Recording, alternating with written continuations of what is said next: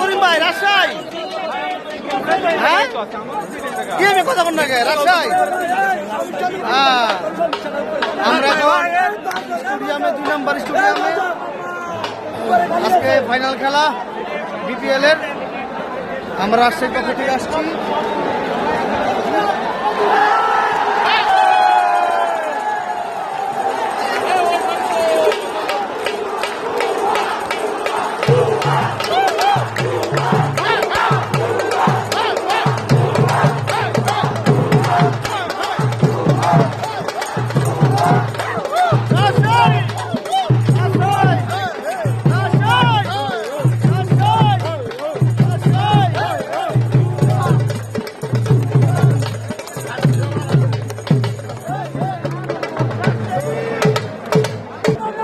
আজকে ফাইনাল খেলা বিপিএল এর রাজশাহীতে আছি।